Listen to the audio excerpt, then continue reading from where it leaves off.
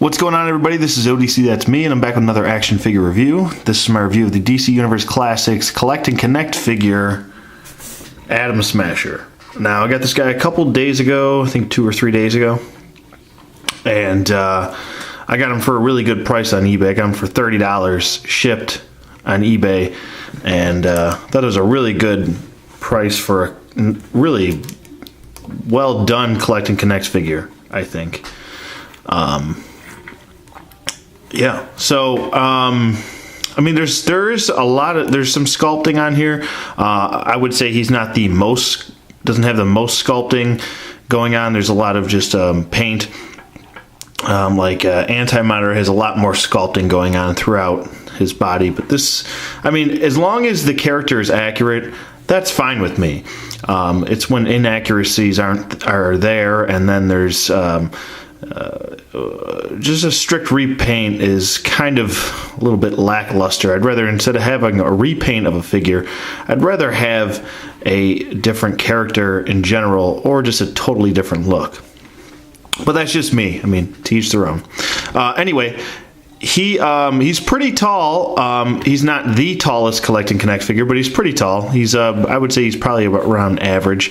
But we'll get to the size comparisons in a little bit. Yeah, he does look good. He's, like I said, he's pretty big. This is me bringing him all the way in here, so he's about up to the torso. But get a closer look at his face. Hold on one second. I'll just adjust my lighting here. Getting in close to his face.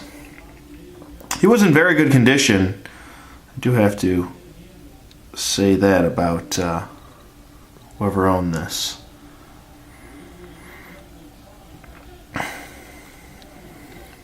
But yeah, no blemishes or anything like that. He's very looks quite like a luchador. He actually wears a lucha libre mask to conceal his identity, and so that's why he does wear the full mask without any piece of his face showing. Other than that, I mean, his wristbands here, they are fully sculpted on his arm. They're pretty unique. I don't think I've seen this used before with any other Collect and Connect figure. It does have a nice belt here. Looks pretty cool. Does look like there's a little, maybe just a touch of wear going on in the middle, but nothing too bad.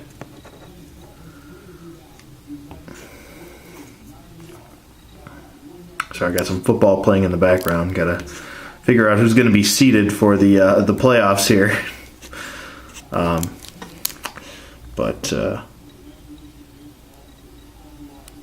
Nice boots are sculpted. A little bit of that was just a piece of fuzz. Boots are nicely sculpted. Pretty much everything else is painted. His whole lower torso, except for the boots, it's all painted. The lines are pretty decent. Don't really have a big problem with anything, to be honest with you. There's a little bit of shading going on throughout his back, throughout his muscles here, which makes it look very nice.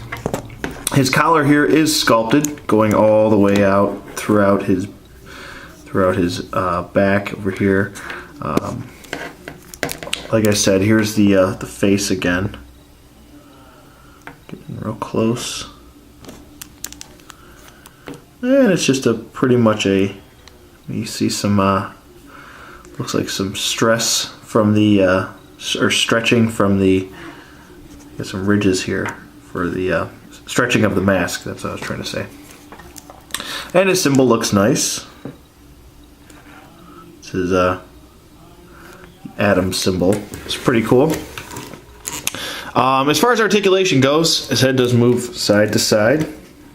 And it can do a full 360 if you wanted to. His head doesn't really look up. It is on a ball peg. It does look down though, which is usually pretty important if you have a taller figure. His arms move up, down. They can do a full 360. My joint's a little stiff. I don't want to stress it too much. Does have a bicep swivel, single bend at the elbow, and a wrist rotation. Does have an ab crunch. Waist swivel is a little bit hindered because of the belt, but it does turn just a touch. T-joint hips, which go out, forward, and they do go back. He's a little stiff in the hip.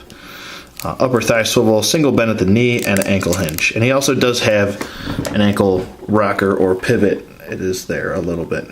That's not just the joint being loose.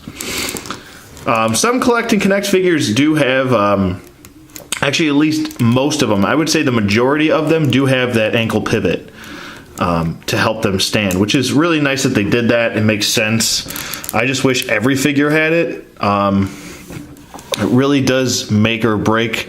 I shouldn't say that. It doesn't make or break a figure if you have it or you don't, but it does help with standing and posability and stuff like that. I mean, you could get these guys into much more poses if they even just have this little bit of movement. Even that much does make a world of difference to me, I think. Especially if your figure comes with like a warped leg or something like that. Even that little bit of a jiggle in the ankle really helps them display nicely. So, with that being said, let's do some size comparisons here. I'll be right back. Okay, and we're back, and here we have our first size comparison. I'm going to do a bunch, so bear with me. Here he is standing up next to Robin, so there you go. I'm just going to go smallest to largest as best as I can here, so bear with me. And then here we go, we have Ultra Boy, which is coming up next with a review, so he's much taller than Ultra Boy.